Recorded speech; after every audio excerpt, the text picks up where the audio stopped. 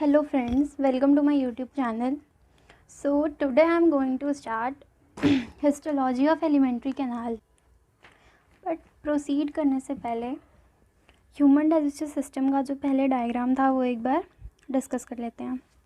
ठीक है. सो पहले आता है हमारा ओरल कैविटी. ठीक है. ओरल कैविटी के बाद आता है माउथ. अब माउथ में हमने क्या पढ़ा था कि टीथ होते हैं, टंग होते हैं. ठीक है. और माउथ में ही यहाँ पे सलाइवा भी सिक्रीट होता है. ठीक है. और सलाइवा हमारा किस में हेल्प करेगा? फूड के ल्यूब्रिकेशन में, स्वेलोइंग में भी हेल्प करेगा, थोड़ा बहुत स्पीकिंग में भी हेल्प करता है सलाइवा, और डेंटल कैरीज भी प्रिवेंट करता है. ठीक है. टेस्ट भी एनहांस करता है. तो सलाइवा जो है अब ये सिक्रीट होता है कुछ ग्लैंड्स के थ्रू, जैसे कि सबलिंगुअल ग्लैंड्स हैं, यहाँ पे सब मैक्सिलरी ग्लैंड्स हैं. तो अगर हम देखें सबलिंगुअल ग्लैंड को, तो सबलिंगुअल ग्लैंड हमारा बिलो द टंग प्रेजेंट होता है. मतलब कि लिंगुअल वर्ड जो है वो रिप्रेजेंट ही करता है टंग को. ठीक है. तो ये जो सबलिंगुअल ग्लैंड होगा ये आपके टंग के नीचे प्रेजेंट होगा. उसके बाद सब मैक्सिलरी ग्लैंड जो होते हैं ये जॉ एंगल पे प्रेजेंट होते हैं. जो हमारी जॉ बोन होती है वहाँ पास में प्रेजेंट होते हैं. ठीक है. और एक और ग्लैंड होता है पैरोटिड ग्लैंड.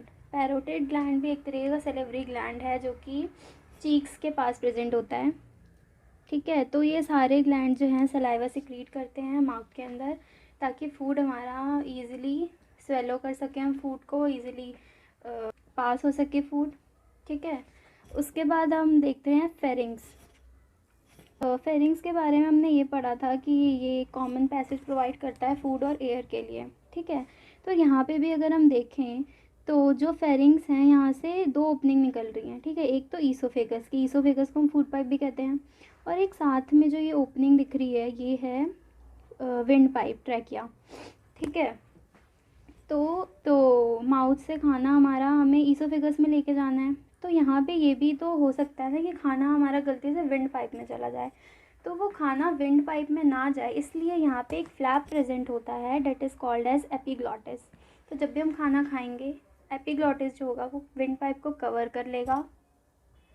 ठीक है. और विंड पाइप को कवर कर लेगा तो खाना विंड पाइप में नहीं जाएगा, खाना इजीली ईसोफेगस में आ जाएगा.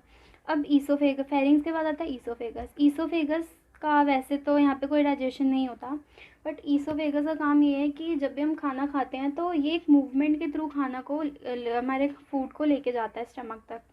That is called as peristalsis movement और the easy passage of food. ठीक है. उसके बाद आता है यहाँ पे स्टमक. खाना अब हमारे स्टमक में जाके स्टोर होगा.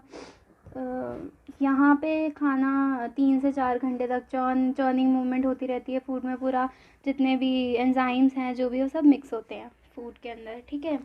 उसके बाद आता है अच्छा अब ईसोफेगस और स्टमक की ओपनिंग पे यहाँ पे एक प्रेजेंट होता है गैस्ट्रो ईसोफेजियल स्फिंक्टर.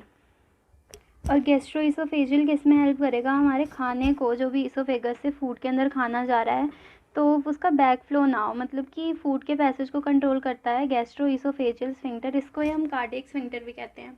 उसके बाद है स्टमक. ठीक है. स्टमक में हमने पढ़ा था 4 तरीके के 4 पोर्शन होते हैं स्टमक के अंदर, 4 रीजन होते हैं, फंडस, कार्डियक, बॉडी और पाइलोरिक. ड्यूडेनम और पाइलोरिक रीजन के बीच में यहाँ पे एक और स्फिंक्टर प्रेजेंट होगा, that is called as pyloric sphincter. ठीक है. उसके बाद आ जाते हैं हम ड्यूडेनम.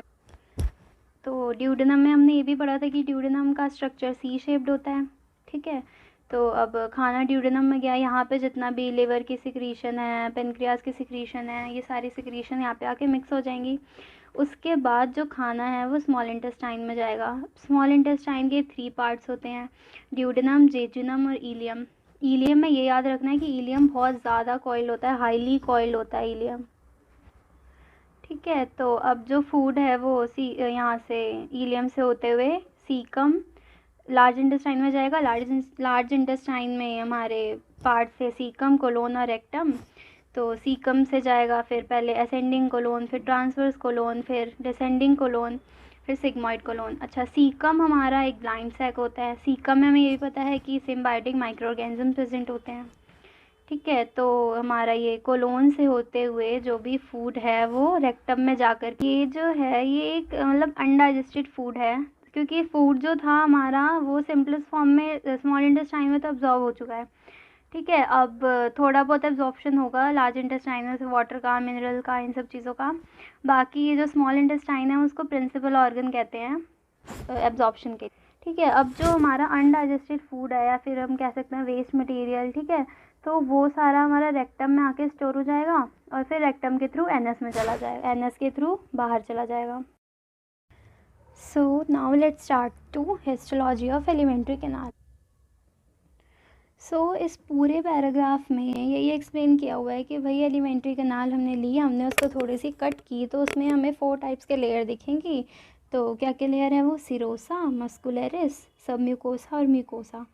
ठीक है, तो ये जो इनका क्या काम है इन लेयर का और ये किन किन चीज़ों से मिलके बने हैं, तो ये सारा कुछ जो है ये इस पूरे पैराग्राफ में एक्सप्लेन किया हुआ है। ठीक है, तो अगर हम इस डायग्राम को देखें तो यहाँ पे क्या है, एक तो ये ट्रांसवर्स सेक्शन है एलिमेंट्री कैनाल का। ठीक है, तो एलिमेंट्री कैनाल में सबसे बाहर वाली एक लेयर होती है जो कि बहुत पतली सी एक लेयर होती है एलिमेंट्री कैनाल को जो कवर करती है, that is called as serosa. ठीक है, उसको हम कहते हैं सिरोसा। सिरोसा को हम मीज़ोथीलियम भी कहते हैं क्योंकि जो हमारे विसरल ऑर्गन होते हैं ना उसको एपिथीलियम कवर करती है, तो उस एपिथीलियम को हम मीज़ोथीलियम कहते हैं। ठीक है, तो फिर सिरोसा के बाद आती है, सिरोसा के नीचे वाली जो लेयर होती है मस्कुलरिस हो गई। ठीक है, मस्कुलरिस अब वर्ड से ही पता लग रहा है कि भाई मसल्स की लेयर है ये। ठीक है, तो ये हमारी जो लेयर होती है ये स्मूथ मसल्स की बनी होती है। अब स्मूथ मसल में भी इसमें 2 टाइप की अरेंजमेंट प्रेजेंट होती है, जैसे कि जो बाहर वाली जो अरेंजमेंट है वो लॉन्गिट्यूडनल मसल्स की बनी हुई है। ठीक है, और उसके अंदर वाली जो अरेंजमेंट है वो सर्कुलर मसल्स की बनी हुई है। अब इसको थोड़ा सा लर्न करने में थोड़ी सी कन्फ्यूजन रहती है कि भाई बाहर वाली सर्कुलर है कि अंदर वाली लॉन्गिट्यूडनल है। तो इसको जनरली अगर देखें तो मैंने इसको ऐसे लर्न करा था कि जो ये आउटर वाली है, आउटर में भी ओ लगा है और लॉन्गिट्यूडनल में भी ओ लगा है। ठीक है, तो इससे हमें थोड़ा याद हो जाएगा, थोड़ा याद करने में आसानी होगी कि आउटर में भी ओ है लॉन्गिट्यूडनल में भी ओ है, तो चलो ठीक है आउटर है लॉन्गिट्यूडनल, और इन सर्कुलर वाली तो हमें वैसे ही याद है। ठीक है, तो बाहर वाली जो लेयर है वो लॉन्गिट्यूडनल है और उसके अंदर वाली जो लेयर है वो सर्कुलर है। ठीक है, अब क्या होता है कि कहीं कहीं पे किसी किसी रीजन में ये जो मस्कुलरिस लेयर होती है ना ये 3 प्रेजेंट होती हैं, मतलब कि एक और मसल की लेयर प्रेजेंट होगी इनके साथ में। 2 तो प्रेजेंट है ही, इनर सर्कुलर और लॉन्गिट्यूडनल तो प्रेजेंट है ही, लेकिन इसके साथ में एक और लेयर प्रेजेंट होगी that is called eight oblique muscle layer. ठीक है, तो वो ऑब्लीक मसल लेयर अब कहाँ प्रेजेंट होगा, तो एग्जांपल तो एक स्टमक के अंदर प्रेजेंट होगा। तो स्टमक के अंदर कैसे प्रेजेंट होगा, सबसे पहले सिरोसा, फिर लॉन्गिट्यूडनल, फिर उसके बाद सर्कुलर मस्कुलरिस, फिर उसके बाद ऑब्लीक मसल्स भी प्रेजेंट होंगी और फिर उसके बाद आ जाएगा हमारा सबम्यूकोसा। ठीक है, लेकिन बस ये याद रखना कि जो ऑब्लीक मसल लेयर है वो कहीं कहीं पे प्रेजेंट होती है, हर जगह मतलब कॉन्टीन्यूअस एलिमेंट्री कैनाल में प्रेजेंट नहीं होती। नेक्स्ट हम बात करते हैं सबम्यूकोसा की। ठीक है, तो सबम्यूकोसा की जो लेयर है ये लूज़ कनेक्टिव टिश्यू की बनी होती है। अब लूज़ कनेक्टिव टिश्यू हमें पता है भाई ब्लड वेसल्स होते हैं, लिम्फ वेसल्स होते हैं। ठीक है, तो मतलब कि सबम्यूकोसा की लेयर में हमारे ब्लड वेसल, लिम्फ वेसल और नर्व फाइबर प्रेजेंट होते हैं। सबम्यूकोसा के अंदर कुछ ग्लैंड्स भी प्रेजेंट होते हैं, जैसे कि एक ब्रूनर ग्लैंड प्रेजेंट होता है, जैसे कि ड्यूडेनम के अंदर, ड्यूडेनम की सबम्यूकोसा, ड्यूडेनम के अंदर जो सबम्यूकोसा की लेयर होती है ना उसके अंदर एक ग्लैंड प्रेजेंट होता है that is called as Brunner's gland. और ब्रूनर ग्लैंड हमें किस में हेल्प करेगा, Brunner gland alkaline mucus release करने में हेल्प करेगा, ताकि जो फूड हमारा स्टमक से जो ड्यूडेनम में आया है वो जो स्टमक के अंदर, क्योंकि एसिडिक फूड आया स्टमक के अंदर HCl प्रेजेंट होता है। ठीक है, तो फूड जो है हमारा एसिडिक है, तो ड्यूडेनम में ब्रूनर ग्लैंड उसमें क्या करेगा, सिक्रीशन रिलीज़ करेगा, एल्कालाइन सिक्रीशन। ठीक है, तो ताकि जो थोड़ा सा जो फूड है वो थोड़ा सा एल्कालाइन मीडियम फूड को प्रोवाइड हो जाए। ठीक है, तो अब नेक्स्ट आते हैं हम म्यूकोसा पे। तो म्यूकोसा जो है ये ल्यूमन को लाइन करती है। ठीक है, ल्यूमन क्या है हमारा, ल्यूमन जो है वो यहाँ से मतलब यहाँ से हमारा फूड का पैसेज होता है ल्यूमन के थ्रू। ठीक है, तो अगर हम बात करें म्यूकोसा की, तो म्यूकोसा हमारा ल्यूमन को लाइन कर रहा है एक तो। ठीक है, और म्यूकोसा में मेनली म्यूकोसा क्या करता है, म्यूकस रिलीज़ करेगा। ठीक है, म्यूकोसा नाम से ही समझ आ रहा है भाई कि ये म्यूकस रिलीज़ करेगा। और म्यूकस किस में हेल्प करेगा, म्यूकस हमारा फूड को लुब्रिकेट करेगा। अब म्यूकोसा की भी बहुत ज़्यादा मॉडिफिकेशंस होती हैं। ठीक है, so let's come to the paragraph.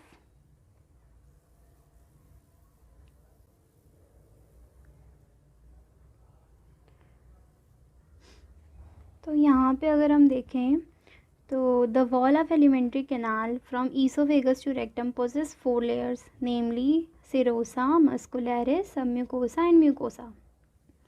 जो एलिमेंट्री कैनाल की वॉल है उसमें वो 4 लेयर्स के मिलके बनी हुई है। ठीक है, और ये कहाँ से कहाँ तक मतलब जो हिस्टोलॉजी प्रेजेंट है ये ईसोफेगस से लेके रेक्टम तक प्रेजेंट है। ठीक है, तो पहले आ गई सिरोसा, फिर मस्कुलरिस, फिर सबम्यूकोसा, फिर mucosa. Serosa is the outer most layer and is made up of a thin mesothelium. बहुत पतली सी लेयर है सिरोसा, बहुत आउटर मोस्ट लेयर है, बाहर वाली लेयर है। ठीक है, एलिमेंट्री कैनाल की, और मीजोथीलियम की बनी है। मीजोथीलियम क्या है, तो एपिथीलियम ऑफ विसरल ऑर्गन्स। ठीक है, विद सम कनेक्टिव टिश्यू, कुछ कनेक्टिव टिश्यू भी प्रेजेंट होते हैं सिरोसा के अंदर। उसके बाद जो लेयर आती है that is muscularis. Muscularis is formed by smooth muscles usually arranged into an inner circular and outer longitudinal layer.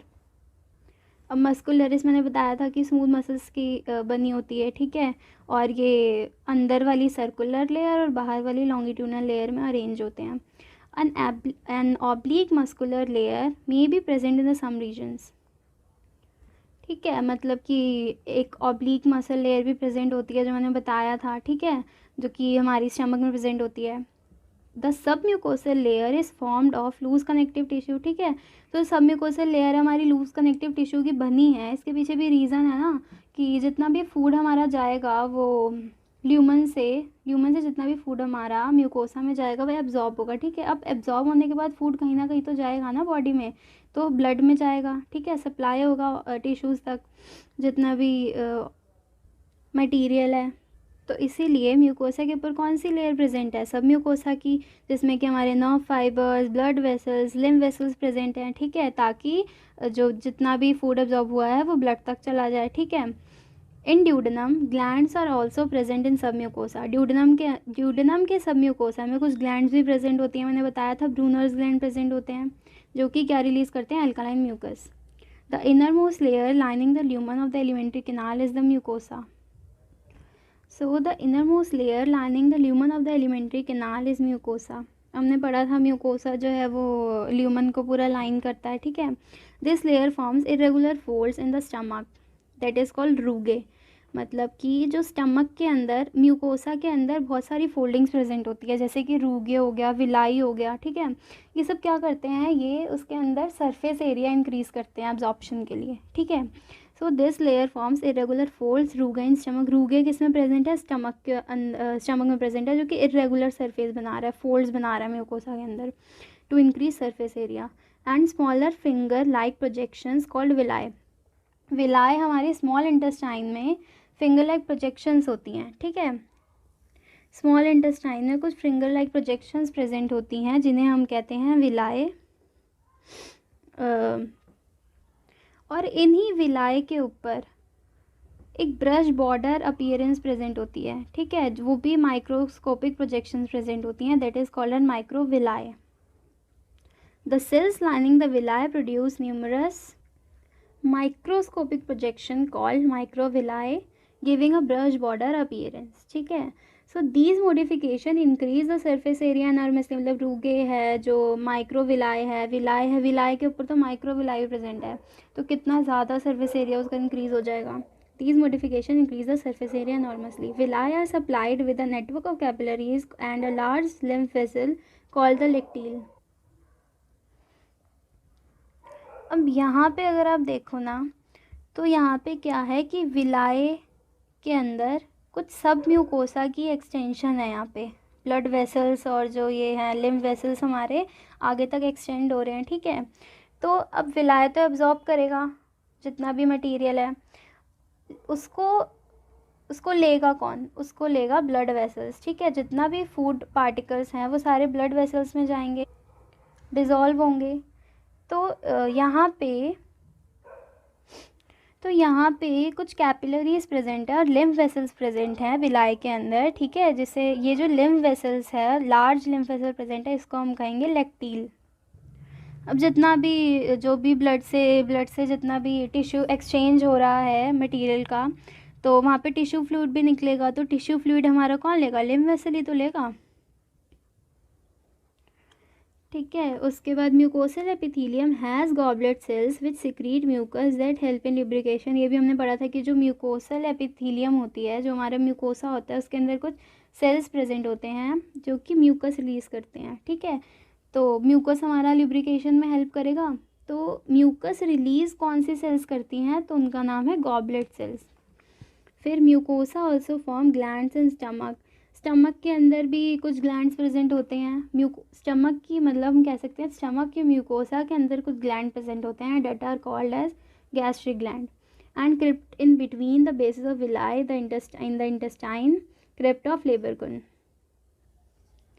अब यहाँ पे देखो, तो जो म्यूकोसा है ये थोड़ी सी सब म्यूकोसा की साइड भी एक्सटेंड हो रही है, ठीक है। तो विलाई के बेसिस के बीच में जो दो बेस हैं यहाँ पे विलाई के, यहाँ पे बेस के बीच में थोड़ा सा ये जो एक्सटेंड पार्ट है इसको हम कहते हैं क्रिप्ट, ठीक है। And this is known as crypt of Lieberkuhn. All the 4 layers show modification in different parts of the alimentary canal. तो इसका मतलब ये है कि हर जगह, मतलब पूरे एलिमेंट्री कैनाल में हर रीजन में, स्टमक में जैसे हमने पढ़ा था कि एक दूसरी मसल लेयर आके ऐड हो गई थी, ठीक है। तो हर जगह कहीं ना कहीं तो मॉडिफिकेशन मिलेगी ही, अलग अलग थोड़ा बहुत चेंज होगा एलिमेंट्री कैनाल के हिस्टोलॉजी में, ठीक है। सो ये था हमारा histology of alimentary canal. So thanks for watching my video, and if you like my video, please subscribe and like the channel. Thank you so much.